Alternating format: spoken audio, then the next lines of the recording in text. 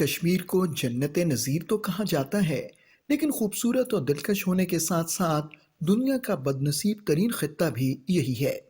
پہلے ڈوگرا حکمرانوں نے کشمیریوں کو تختہ مشق بنائے رکھا اور پھر 1947 سے لے کر اب تک بھارت کشمیریوں کو غیر انسانی ظلم و ستم کا نشانہ بنا رہا ہے۔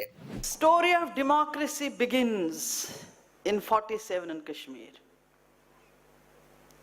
The relation of India with Kashmir is born in sin, and its end cannot be nothing but the end of that sinful relationship. کشمیریوں نے کبھی بھی بھارتی غلامی کو تسلیم نہیں کیا۔ ہر ظلم و ستم سہنے کے باوجود کشمیری تحریک آزادی کو زندہ رکھے ہوئے ہیں۔ وہ اپنی مادر وطن کو بھارت کی غلامی سے نجات دلانے کے لیے بے مثال قربانیاں دے چکے ہیں۔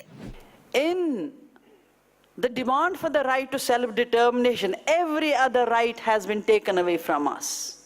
In response to one right to self-determination, which has not come all of a sudden, which had been guaranteed and agreed upon and legitimized even by UN body, internationally accepted, legitimized.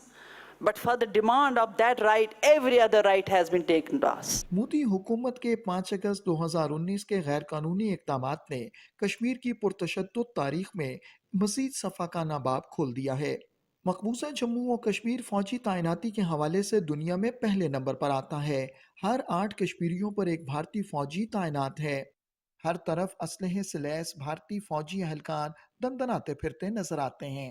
Kashmir کی زمین اور کشمیر کے وسائل پر بھارتی افواج کا قبضہ بھارت کے اپنے کسی علاقے سے بھی کہیں زیادہ ہے اور کشمیری عوام گھروں میں محصور ہو کر رہ گئے ہیں۔ آن دا گراؤنڈ آپ دیکھیں لوگوں میں عجیب ایک قسم کا جو ماحول ہے کہ political rights, human rights, religious rights سب سلب کر دیے گئے ہیں۔ میں کہوں گا کہ کمپلیٹلی جو اظہار رائے کی جو آزادی ہے اس کو طاقت کے بل پر سلب کر لیا گیا ہے اور جو ہے فریلی آپ بات نہیں کر سکتے۔ یہ خالی لیڈرز کے ساتھ نہیں ہے، میں کہوں گا عوام کے ساتھ بھی آپ دیکھیں کہ جو ڈر اور خوف اس وقت عوام کے ذہنوں میں ہیں اور ہر کسی کو لگ رہا ہے کہ اگر میں بات کروں گا تو شام کو شاید پولیس میرے گھر پہ آ جائے گی اور جو ہے وہ مجھے تنگ کرے گی۔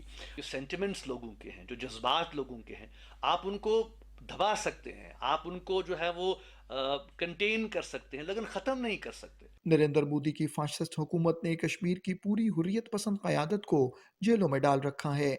کسی کو مودی کی پالیسیوں کے خلاف بات کرنے کی اجازت نہیں۔ جس کسی نے بھی بھارتی مظالم کے خلاف احتجاج کرنے کی کوشش کی اسے مار ڈالا گیا یا پھر جیل میں ڈال دیا گیا۔ کشمیر کی پوری آزادی پسند قیادت، انسانی حقوق کے کارکنان، بھارتی چیرہ دستیوں کو منظر عام پر لانے والے تمام کشمیری صحافی اور ہزاروں کی تعداد میں کشمیری عوام بھارتی جیلوں اور عقوبت خانوں میں بند ہیں۔ ہمارے جرنلسٹ وہ جیلوں میں بند ہیں، ہمارے ایکٹیوسٹ وہ جیلوں میں بند ہیں۔ پولیٹیشنز کی تو آپ پوچھئے نہیں، مین سٹریم پولیٹیشنز کو تو بالکل ہی ڈسکریڈٹ کرنے کی کوشش کی گئی کہ یہ بالکل ان کو they are being push to the wall. Jammu و کشمیر کے لوگوں کو اس لیے تختہ مشق بنایا جا رہا ہے کہ وہ بھارتی غلامی سے نجات چاہتے ہیں۔